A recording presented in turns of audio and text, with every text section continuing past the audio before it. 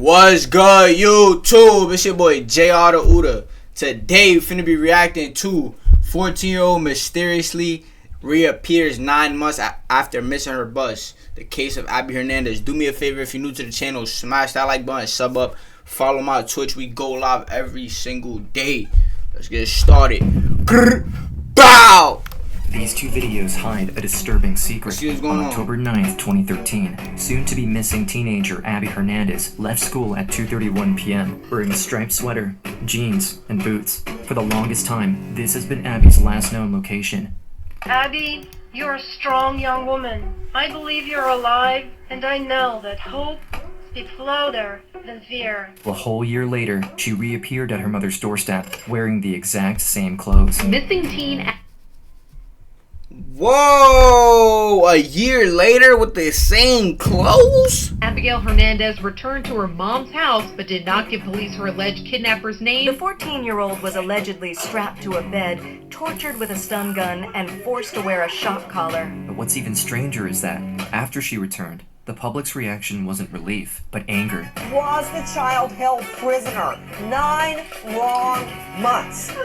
Was that for real? Sounds like Abby's a punk teenager who ran away. Doesn't sound like she's a punk teenager? Whoa! Nah, the victim shame is crazy.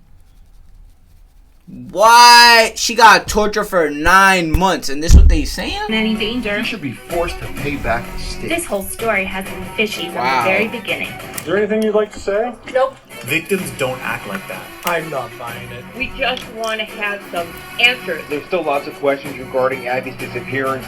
But as the details of her abduction unraveled, it became clear to the police that they weren't dealing with an ordinary criminal. Law enforcement says this device is a bomb. We've heard a report that he believed there was a zombie apocalypse. Building firearms at home. She doesn't know the name, but I can't tell you because he's gonna come and kill us. He's everywhere. With the whole world against her and an armed psychopath on the loose, Abby now has to find the courage to finally reveal the truth. What the hell? Wow. I'm not gonna lie, the guy would definitely would been watching her all that. Like, he know where she stay. He know literally everything, gang.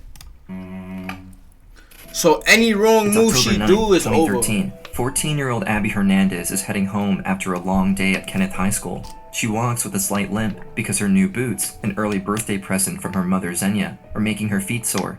But she's looking forward to her party, coming up in only 3 days. Once she finally reaches the schoolyard, she sees the bus pulling away. With no one to pick her up, she starts the long walk home.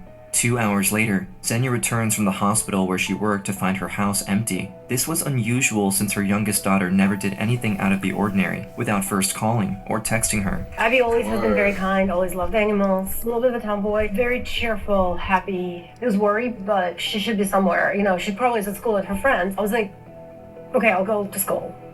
And the librarian says I saw her leave. And that's when I got very worried. What if she had an injury, broke her leg, appendicitis, who knows, like got hit by a car. I called the hospital at that time. I said no, they have not seen her. Most people would immediately think, I'm not gonna lie, that's crazy. I ain't gonna lie though. If it's a pattern to where like you already know like your daughter or whatever like would text you, like something is definitely wrong. You know what I mean? That's just in general. Like, if it's a pattern, somebody always does the same, you know? Like, always communicates with you or something, and then one day they just don't, like. But Abby ran away, and Xenia knew her daughter, and never even considered it. On the contrary, with Abby's birthday coming up in only 3 days, that's all I'm it seemed saying. Impossible that something like this could happen. She know her daughter. She's very enthusiastic about it. We're planning a whole big party to have friends over. She called Abby's best friend, who told her that, mere minutes before she left, the two snapped a selfie together and that nothing seemed wrong with Abby. That was the last known picture of her, was the picture her and I took together in science class. I gotta tell you, she faced problems. She didn't run away from them. Even the police officers that we talked to when she declared her daughter missing agreed that it didn't seem like she ran away. She was very family-oriented, close with her mom. We just didn't see anything that was suggestive to us that something she had done had caused her disappearance. Classic teenage girl. That's what she appeared to be. Within hours, Abby's disappearance made local news and shocked the community. After all, New Hampshire is the second safest state in the country, and the last high-profile abduction there dated back to 1986. We are also following new What developments. the hell? So it's been damn near 40 years since a kidnapping happened. 40, the second safest place? I didn't even know that. For a missing We learn something new every day. from Conway tonight. The search ramped up incredibly fast. The Conway police started, the Attorney General's office got involved, the FBI, state police basically created a dragnet in the North Conway area looking for Abby Hernandez. Following 3 days of relentless search, Abby's birthday loomed in, and the Conway community came together to hold a vigil for the missing teenager. Damn, outside. I miss you so badly, and Sarah and I think about you all the time. And we want you back with us, please, and we love you. We miss you. We spoke exclusively with Abby Hernandez's mother last night. She says she sees Abby in her dreams and doesn't want to wake up because that's when this nightmare returns. She couldn't have known then, but Xenia's words mirrored her daughter's situation all too well. It began 3 days earlier, when Abby was walking home from school. Halfway through, a car stopped beside her. The driver leaned over and pointed at her slight limp before asking her if she'd like a ride home. Feeling the blisters on her feet, the young teenager reluctantly accepted. I just feel so bad that I got in the car. You were 14. You were a child. Yeah. But I try to tell myself. As soon as they reached town, the driver sharply turned towards an isolated parking lot. I definitely got a gut feeling that something's wrong. So I said, you know what? I actually live really close to here. I think I can walk. I unbuckled my seatbelt. He kind of straightened his legs and he was digging for something. And then I saw a gun. Under duress, Abby was handcuffed and blindfolded. As they drove off, the man kept shoving her down underneath the dashboard to hide her from any passerby. She tried to push him back, but things escalated quickly. I felt this stammering pain in my leg, and I thought, oh my God, I've been shot. I did not want to die. Despite her fear, Abby kept fighting back, but each time she pushed him away, the pain in her leg amplified. That's when she realized that she wasn't being shot at, but shocked repeatedly with a stun gun. Powerless, she tried to reason with him instead. I said, I don't judge you for this. If you let me go, I won't tell anybody. And I asked him, are you gonna rape me? And he told me, call me master. After a long ride, the kidnapper stopped the car. Oh, hell no. Like, people like this be having their own weird fantasies. Like, bro is a weirdo. Like, what? Like, these fantasies are getting, like, bro, come on, bro. Abby was dragged into some kind of building and thrown onto a dirty mattress before the man removed her blindfold. Looking around, she noticed metal floors, walls covered in soundproof padding, and padlocked latches on every door. But the worst was the figure standing right in front of her. Hiding his face under a golden Halloween mask, her captor proceeded to chain each of her limbs to metal bars surrounding the mattress. And then he put like a t-shirt over my head and then a motorcycle helmet over that. So if you try to scream or try to escape or make any effort to escape, there will be consequences. I can blow your brains out. I can slit your throat right open. The next 3 days are difficult to describe. Stuck in a constant loop of abuse and torture, Abby had to live through a nightmare surpassing anything she could have ever imagined. He played heavy metal music really loud, and I was gagged and everything. I didn't know if it was day or night. And I remember praying to God, and I remember I never said, like amen in my mind. I never wanted to end my prayers because I didn't want God to leave me. The search for Abby continues again tomorrow morning. That's so sad, bro. That's so sad. 14 years old. All she was trying to do is get home, gang. He told me that I was on the news. Everybody was looking for me. He said, I'm gonna let you see it. He held his phone around me and he let me watch the press conference where my mom was looking for me. That's when I really wanted to cry. And we want you back with us, please. I think maybe that's when I did cry for the first time there. And nobody knows where you are. Nobody knows what you're going through. Right. Abby's horrifying ordeal continued for almost 2 weeks until her captor asked her to write a letter to her mother, convinced that this was the only way the police would ever stop looking for her. His instructions were to make it look like she had run away, but Abby had other plans. Seeing this as her only opportunity to contact the outside world, the teenager attempted to carve a small message on the back of the page using her fingernails. They said, help, you kidnapped. I thought, oh my God, I'm gonna die tonight or I'm gonna escape somehow. He said, I found your messages, and I just felt my heart sink. It's like, oh my God, he's gonna kill me. The kidnapper seemingly had no intention to kill Abby for the time being, but cruelly punished her nonetheless. He said, you know, I'm thinking of finding something a little more humane for you. He said, I'm thinking of a shock collar. You know, they're like dogs, where he put it on me, and he held his gun to my feet, and it was really horrible. And I remember I tried not to scream, but ultimately I had to scream. Probably the most pain I've ever experienced. This is torture. Yeah, it is. I just really wanted to live, though. Still hoping that the police would stop looking for Abby if they thought she had run away, the masked man forced the teenager to write a second letter. This time he made me say, Dear Mom, I'm sorry I did this. The letter would take another week to reach Xenia. 1 month after Abby's disappearance, this was the first sign that the teenager was still alive. It was really like numbing for the first maybe 4 weeks, and then I received a letter. I can't believe it, and I'm happy beyond belief. And I'm also confused about some of the language. It's her, but it's not her.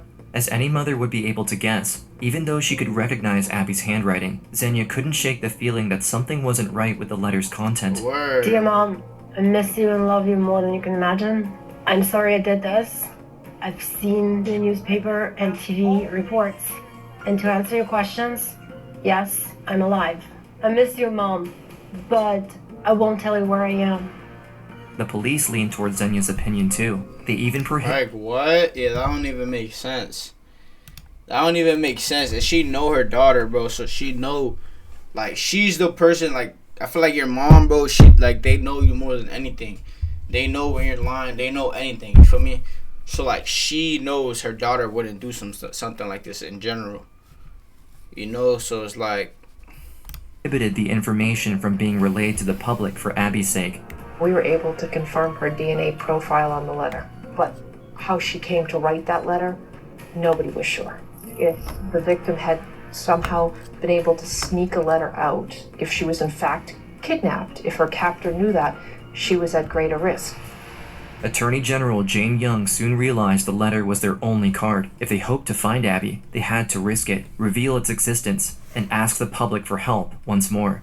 We believe that it was, in fact, written by Abby. Someone may now be manipulating her, and her safety is still absolutely in question. The fact that she has the ability to write, send a letter, does that indicate to you that she's maybe all right? Is this a runaway case or an abduction? We are still classifying this as a missing person case. But that press conference had an unanticipated side effect. The public opinion suddenly turned against the missing teenager. There's still lots of questions regarding Abby's disappearance. We just want to have some honest answers. One of the things People that be we weird. obviously can't control is what that court of public opinion is. I think people have formed very ardent opinions as to what they think happened. Sounds like Abby's a punk teenager who ran away. Doesn't sound like she's in any danger. She should be forced to pay back the state. This whole Like, these people really be low lives, bro.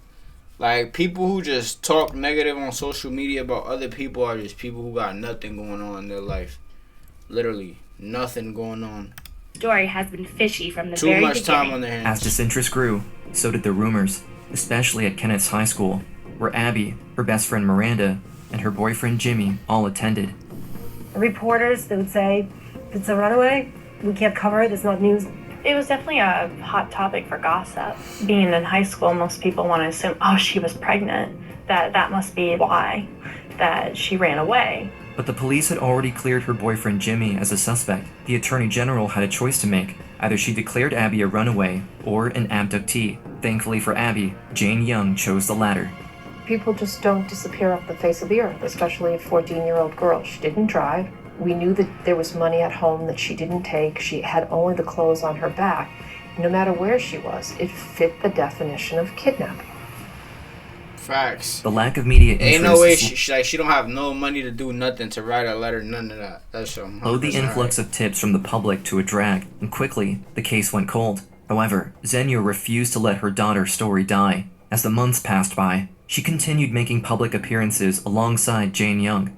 There, she read her desperate pleas out loud in front of the few reporters who still thought her story worthy of the evening news. Dear Abby, I believe you're out there somewhere, watching and listening to me right now. I miss you and love you so much more than you can imagine. Abby, you're a strong young woman, and I'm staying strong for you. You are courageous, you are smart, and you are beautiful. Abby, you matter W to me. Mom. Bro. I believe you're alive, and I know that hope speaks louder than fear. Abby, I keep having a dream where you come home, and I give you the biggest hug ever. I know in my heart this dream means something, and that it matters. I pray to God it will come true. Love, Mom. 5 months later, in a small town 30 miles north of Conway, 34-year-old firearm machinist Nathaniel Kibbe was heading home when a female driver accidentally hit his car. Furious, he got out and knocked the woman down to the ground using the handle of his pistol. Unbeknownst to the police, this seemingly random act of violence had actually been committed by the same man who kidnapped Abby 6 months earlier. Following the assault, Kibbe was arrested and ordered to surrender his most precious possession, his extensive gun collection. We knew, he's probably going to argue everything you're going to say, and he's going to... Fucking goofy. This how he caught himself up. And this nigga, like, his weird-ass fantasy, putting on a mask, doing all this have weird some sort of, I know my constitutional rights, and argue that point. He had very strong beliefs about the Constitution, and its origins and its meaning. In a move completely inconsistent with his character, Kibbe called the police himself ahead of the date of the surrender, asking them to come and collect his guns right away. This is the first time for myself that anyone has contacted us ahead of the paperwork getting to us, so that was odd. Once on Kibbe's property, police officer Eric Benjamin, who knew him personally, couldn't help but notice the oversized shipping container in the backyard. When asked what was inside, Kibbe dismissed the question, citing that the court order required him to surrender his weapons and nothing else. We didn't have any reason to get closer, and he made sure of that. On top of that, Abby's disappearance was now far from the headlines. After 5 months, most of the journalistic community concluded she ran away. Most, but not all. The local news still covered the case and the efforts made by Abby's friends to reach out to the missing teenager. The words, "We miss you, Abby," flash across the new video posted on the Bring Abby Home website. It's filled with messages from friends. Dear Abby, I cannot tell you enough how much you are missed. I'm not gonna lie, this is beautiful. Shout out to everybody, bro. Shout out to everybody who helped her come home. In a while. I really need you back. There's nobody else like you. Letters are also posted on the website. One friend writes, "One of the hardest things is knowing that I can't talk to you when I need you the most." Friends share their sadness, confusion, and their hope that these messages will be heard somewhere by Abby. But yeah, we just really, really miss you, Abby.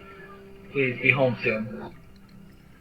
Following Kibbe's clash with the police, the man became increasingly paranoid. This changed the dynamic inside the bunker. Abby was now chained up at all times, and Kibbe installed tubes and pumps by the side of her bed so that the teenager could drink on her own while he sometimes stayed out of the bunker for days. Eventually, Kibbe's paranoia reached its climax, and he made an unexpected move. He said, "You know too much." He said, "So I need to move you. Like, we can't stay here."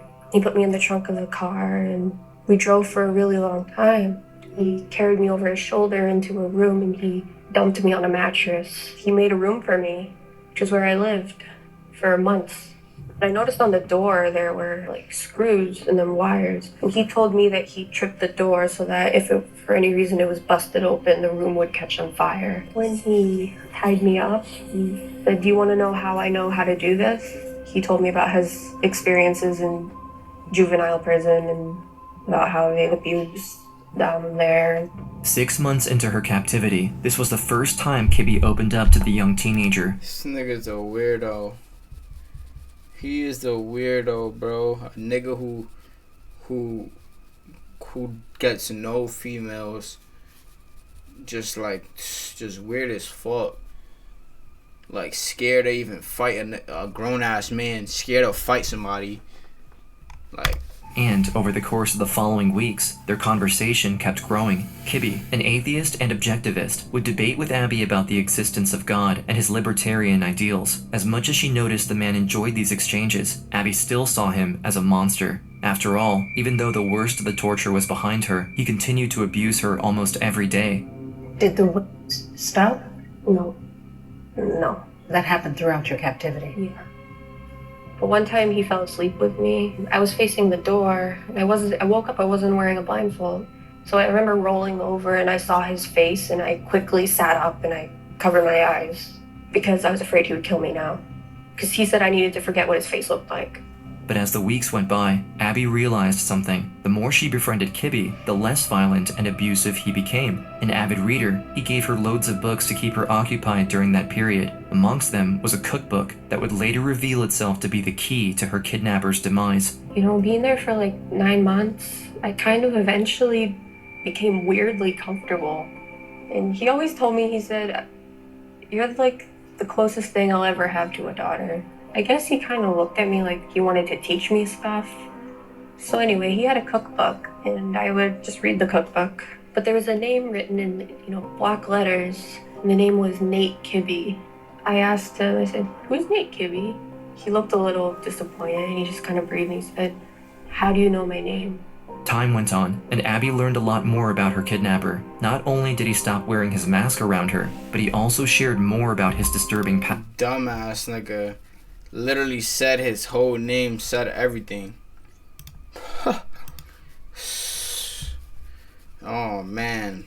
Bro was not, he was not, like, this is what he wanted, somebody to be close with. And beliefs, from Ayn Rand to the signification of the Gadsden flag. Kibbe lectured Abby about libertarianism often, and, for that reason, she wasn't surprised when he came up with a scheme to strike back at the government he hated so much. And he said, "I'm thinking of making counterfeit money." Because he said morally, they owe me basically. So he said, "Let's make some fake money." And part of how I gained his trust, I guess, was, I went along with whatever he wanted to do. As Abby and Kibbe spent more time together printing money, his interest in her faded. The abuse didn't stop, but he began seeing sex workers instead most of the time. One of them, 27-year-old Lauren Monday from Nashua, had a peculiar encounter with him. I just felt from him like he needed somebody to talk to, and that's all he wanted to do. He said he's done bad things. Said, we all have done bad things in life. The pair rented a hotel room, but according to Lauren, Kibbe didn't even want her services, only emotional support and reassurance. He rubbed my head and played with my hair and rubbed my face until I fell asleep. When she woke up, Lauren found a pile of $50 bills on the table, but no signs of Kibbe. Later that day, she tried to use that money to buy groceries at the local Walmart. The cashier grabbed it and she said, "Yeah, just give me 1 minute." I said, "Okay, no problem." Minutes later, the cashier returned and informed Lauren that the police were on their way because the bill she used was a poorly made counterfeit. Oh, this nigga got, bro. No way this is how he gets arrested, chat. He gets arrested by giving a girl counterfeit. Furious, Lauren didn't wait a second. I called him immediately and I swore at him. Okay, I said, you could have at least told me. How dare you play with my freedom? Even though Kibbe gave her a fake name, she shared his email address and a clear description of his heavily damaged vehicle with the police. Wow. I told him, whatever you're making in your damn basement, you better clean it up right now because they are coming for your ass. Unaware of what happened with Lauren, Abby jumped when Kibbe slammed her door open in the bunker, screaming nonsense at the scared teenager. But like she did hundreds of times at this point, Abby kept her cool. She reached out and calmly asked him what was wrong. After 9 months in captivity, Abby knew Kibbe well. She learned how to act around him, how to prevent his outbursts, and even how to soothe him. Her strategy was twofold: listening and staying calm at all costs. No small feat under her captor's constant abuse and torture. If I were going to write a textbook about how victims should deal with abductions, the first chapter would be about Abby. Kibbe quickly explained what happened before telling Abby to get out. As she stepped outside the room, the teenager realized something shocking. Behind the explosive rig door was the first room she had been held in. She had never actually left Kibbe's bunker. When he made her move 4 months ago, he had just driven in circles for hours, only to bring her back in the same place, but in a different section of the bunker. Once inside his actual home, Kibbe removed Abby's shock collar and handed her a black plastic bag. He gave me back my clothes that I got kidnapped in. Said, I need to get you out of here. One could think that Kibbe would actually move her to another location this time, or even kill her and be done with it. But that's what's so unique about Abby's case. By treating her captor like a human being, she'd put him in a real dilemma. 9 months ago, he likely wouldn't have hesitated to get rid of her, but now, the man had grown attached to the young teenager in his own distorted way. This shift came from Abby's incredible resilience and ability to see the good in everyone, even her own tormentor. She also humanized her captor. She essentially played mind games with this guy and was able to gain his trust. Somehow find a way of seeing the humanity in the person that was treating you. Yeah, that's insane. She still found a way to look at him as human. Found a way to look at him as a good person. Found a way to listen to him. Cause she just wanted to live, bro. I feel like she just... anything she had to do to live, she was doing it. You feel me? Shout out to Abby. Cruelly.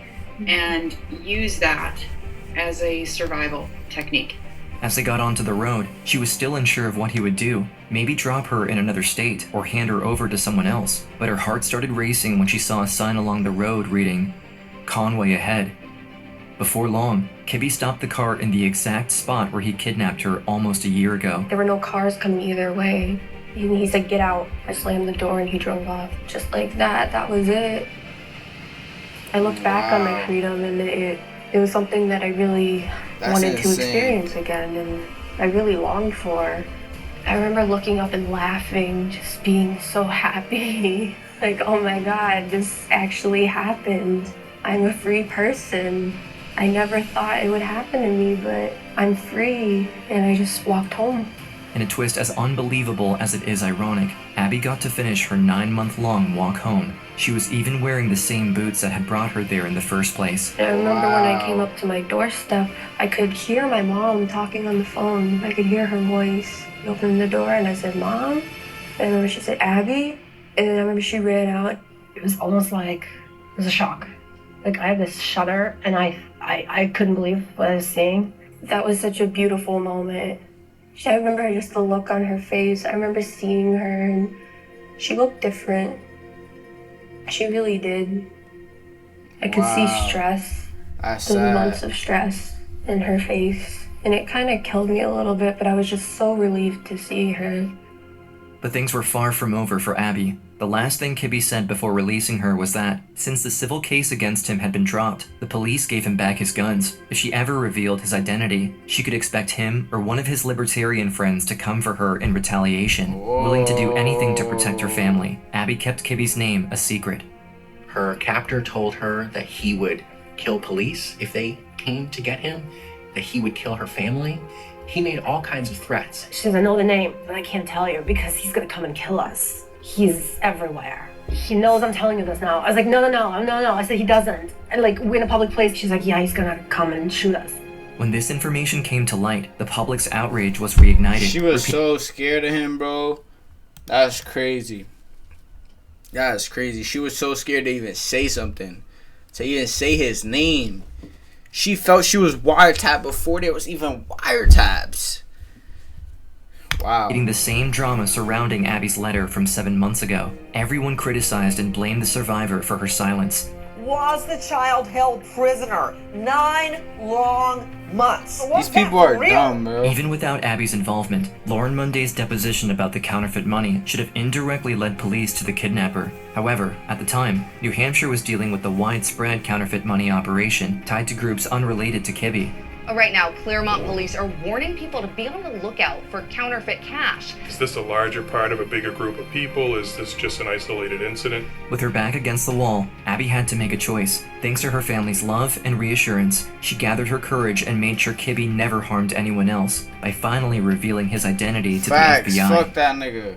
In cooperation with local police, the Bureau organized a large-scale raid of Kibbe's property. I heard the radio communication say that he had a pistol in his waistband. And I really felt like the next communication was going to be we were going to hear that there were shots fired. To the federal agent's surprise, but not the local police, Kibbe immediately surrendered. Nate Kibbe behaved like Nate Kibbe always behaved. He was violent in situations where he had the upper hand. He was never physically confrontational with the police. For the next 2.5 years, investigators in tow with Attorney General Jane Young built their case while Kibbe awaited judgment in jail, and the results spoke for themselves. There was enough evidence to charge the 34-year-old with 183 crimes. From kidnapping to hundreds of sexual assaults to the production of counterfeit money, the suspect had no choice but to accept a court-mandated plea deal for 7 of those charges, guaranteeing him a sentence of 45 to 90 years. Well, initially, Nathaniel Kibbe faced 183 charges, but with a plea deal with the state, pled guilty to 7 of those charges. Now, Kibbe will spend 45 to 90 years behind prison bars.